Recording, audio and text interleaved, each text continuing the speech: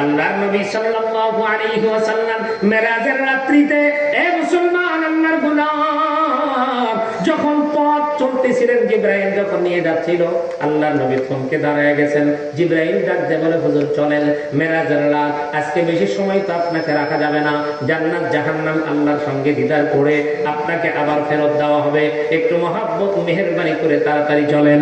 আল্লাহর নবী ডাক দিয়ে বলে, জিবরাইল আমি যাব তো ভালো, যাব তো ভালো, যাব তো ভালো, কিন্তু আমার নাকের ভিতরে একটা সুন্দর ঘ্রাণ পাওয়া যায়। এই ঘ্রাণটা দুনিয়ার জমিনের কোনো আতরের ঘ্রাণ নয়, এই ঘ্রাণটা যেন আশ্চর্যজনক একটা ঘ্রাণ পাওয়া যাইতেছে। এত সুন্দর ঘ্রাণ কোথায় থেকে আসতেছে?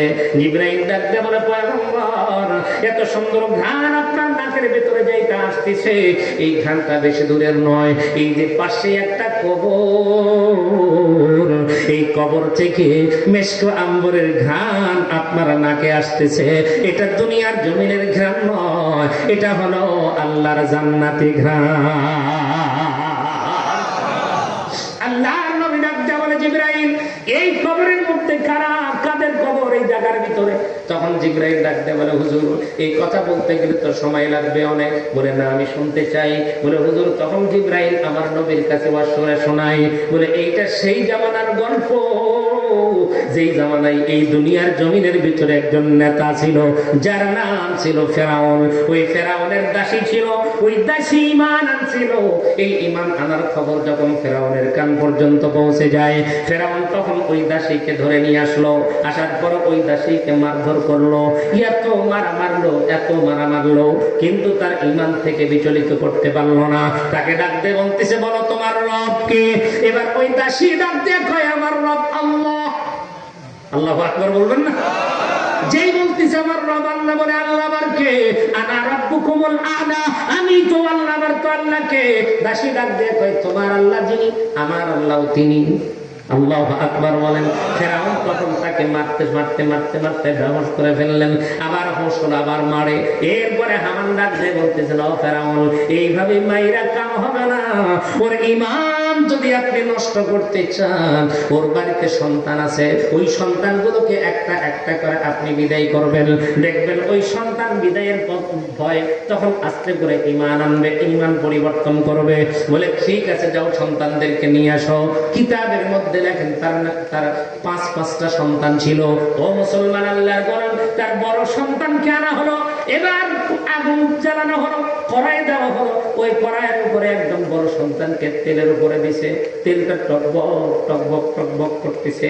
এমন অবস্থায় যখন তেলের উপরে সন্তানকে দিতে যায়, মা তখন ডাক দিয়ে বলতেছে, ও ফেরাউন তোমার মধ্যে বুঝি মায়া নাই, তোমার মধ্যে বুঝি দয়া নাই, তুমি আমাকে মারতে মারতে মেরে ফেলো, কিন্তু আমার কলিজার টুকরা সন্তান তারে মেরো না, মেরো না, মেরো না। বলে, তাহলে কালেমা ছাড়ো, কালেমা ছাড়ো, ঈমান ছাড়ো। যদি তুমি আল্লাহকে ছেড়ে দাও, আমি ফেরাউনকে যদি রব বলে মানো, আমি তোমারে ছেড়ে দিব। কই, না না না, আমার একটা সন্তান কেন, এরকম আরো শত শত সন্তানকে বলি দিব, কিন্তু আমার ঈমান বিলাইয়া দিব না। এ মুসলমান আল্লাহর গোলাম, যখন এমন করে বলে, আস্তে করে মায়ের চোখের সামনে সন্তানকে যখন তেলের মধ্যে দেয়, মুহূর্তের ভিতরে বন্ধুরে আবার একদম তেলের ভিতরে যাওয়ার সঙ্গে সঙ্গে গোশতগুলো শেষ হয়ে যায়, আর হাড্ডিগুলো যখন মায়ের চোখের সামনে ভেসে আসে। একটাবার চিন্তা করে দেখেন তো দেখি, এমন পরিস্থিতিতে আমাদের ঈমানের পরীক্ষা কিন্তু কোনোদিন দেওয়া লাগে নাই। এতদিন বন্ধুরে আবার শুধু কেন ওই জায়গায় ইসলামের জন্য, কোরআনের জন্য ময়দানে যদি একটা বার স্লোগানের দেওয়ার জন্য আপনাকে আমাকে যদি ডাকা হয়, আমরা যাই না, যাই না, যাই না। ওই জায়গার মধ্যে গেলে আমার দলের নেতা বেজার হবে, ওই দলের মধ্যে জায়গায় গেলে আমার দলের নেতা বেজার হবে, অমুক বেজার হবে। দুনিয়ার জমিনের নেতাদেরকে বেজার করবার চাই না, কিন্তু আমার আল্লাহরে বেজার করি, আমার নবীরে বেজার করিয়া বলি আমি ঈমানওয়ালা। না না না, দ্বিতীয় নম্বর সন্তানকে দেওয়া হলো, তৃতীয় নম্বরকে দেওয়া হলো, চতুর্থ নম্বরকে দেওয়া হলো, পঞ্চম নম্বর সন্তানটা তার দুধ পান করে, একদম ছোট্ট শিশু মাসুম বাচ্চা। এই বাচ্চাটা এখন পর্যন্ত তার মুখ দিয়ে কথা ফোটে নাই। এমন বাচ্চাটারে নিয়ে যখন ওই আগুনের ওই চুলার মধ্যে যখন দিবার যায়, মা সন্তান কেমন করে কুরবানি দেওয়া কোনো মা সহ্য করতে পারে না, মার নিজেকে ধরে রাখতে পারে না। আল্লাহর দিকে মাথা উঠে ডাক দিয়ে কয়, আল্লাহ আমি আর পারি না। একটা একটা করে আবার 4টা সন্তানকে দেওয়া হইল।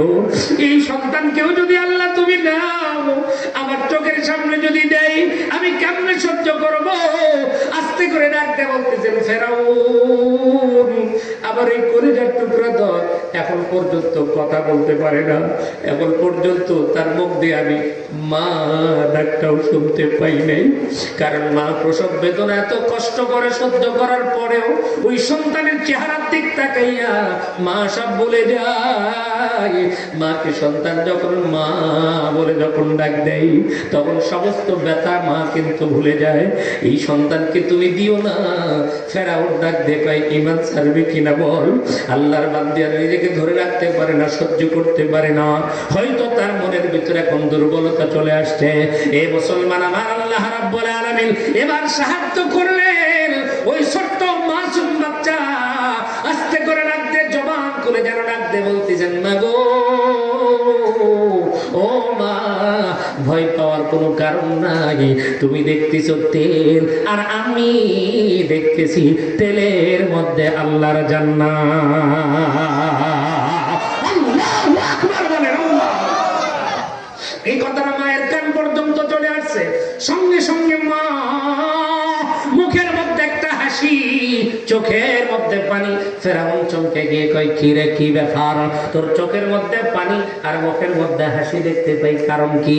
আস্তে করে ডাকতে বলতেছে, ফেরাউন তোমাকে রব না মানার কারণে আমি কাঁদতেছি 2টা কারণে। 1 নাম্বার হাসতেছি এক কারণ, কাঁদতেছি তোমার জন্য। বলে আমার জন্য কেন কান্না করো? বলে তোমার জন্য কান্না করতেছি এই কারণে, আমি নিয়ে একটু একটু ভাবতেছি, আমি তোমাকে রব না মানার কারণে আমার 5টা সন্তানকে তেলের মধ্যে দেওয়া, আমাকেও হয়তো তুমি মেরে ফেলবা। তোমাকে রব না মানার কারণে এই শাস্তি যদি হয়, তুমি যদি আমারে দাও, তাহলে একটা বার ভাবো তো, তুমি যেই রবের জায়গায় নিজেকে হাজির করছো, আমি বড় ভয় হইতেছে আমার আল্লাহ তোমাকে না জানি কেমন শাস্তি দেয়। কারণ আমি এই জন্য কাঁদি, কারণ তোমার বাড়িতে থাকছি, তোমার বাড়ির খাবার খাইছি, খাওয়ার পরে আজকে তুমি আমাকে আঘাত করতেছো, মারতেছো, আমার আফসোস নাই, কিন্তু তোমার কষ্ট হবে শুনে আমি কাঁদতেছি। বলে তোর হাসার কারণ কি? বলে হাসতেছি এই কারণে, আমাকে যত দেরি করবা দিতে তেলে, তত দেরি হবে আমার জান্নাতে যাইতে। আল্লাহু আকবার বলেন। মুসলমান বন্ধুরা আমার, সঙ্গে সঙ্গে ফেরাউন সহ্য করতে পারলো না, ছোট্ট বাচ্চাটারেও দিয়ে দেয় এবং ওই মহিলাটারেও তেলের মধ্যে দিয়ে দুনিয়ার থেকে বিদায় করে দেয়।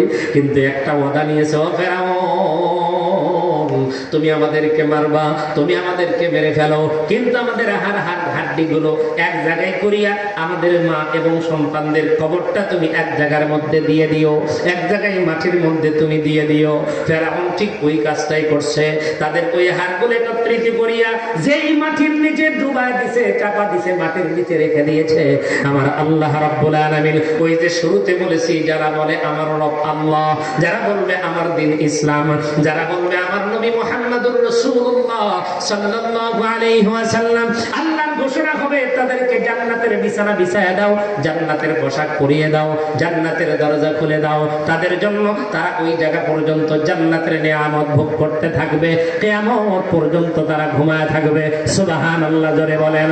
আল্লাহ বলে, আল্লাহর নবীর চোখ দিয়ে তখন টপ টপ টপ টপ করে পানি পড়ে। সাহাবীদের সামনে যখন এই বয়ানটা শোনায়া দেয়, সাহাবীরাও তখন কান্দে। ও মুসলমান, আমরাও তো ঈমানওয়ালা, আমাদের তো ঈমান আছে। আমাদের ঈমানটা কেমন? আমাদের ঈমানটা তো এমন, শীত আসতেছে, একটু ওযু করে ফজরের নামাজ পড়া লাগবে, শীতের জন্য আমরা পড়তে পারি না, আমরা কষ্ট করতে পারি না। এমন মানুষ এই জায়গার মধ্যে আছে, আজকে ফজরের নামাজ থেকে শুরু করে নিয়া ইশারের নামাজ পর্যন্ত 1 ওয়াক্ত নামাজ পড়ে নাই, আজকে জুমার নামাজটাও কপালে নসিব হয় নাই। এমন মানুষ এই মজমার মধ্যে থাকতে পারে। আপনি নিজেকে ঈমানওয়ালা দাবি করেন, অথচ যারা মুমিন তাদের প্রথম নাম্বার কাজ হবে এটা, তারা নামাজ পড়বে টাইম মতো। কথা বলেন না কেন, ঠিক কিনা? আল্লাহ রাব্বুল আলামিন তো কোরআনের মধ্যে বলেছেন ইন্নাস সালাতা কানাত আলাল মুমিনিনা কিতাবাম মাওকুতা। আওয়াজ করে বলা যাবে কি আল্লাহু আকবার। যারা নিজেদেরকে মুমিন বলে দাবি করবে তারা টাইম মতো নামাজ পড়বে, আর আমরা নামাজই তো পড়ি না। কথা বল না। আজকের দিনের ভিতরে 5 ওয়াক্ত নামাজ যারা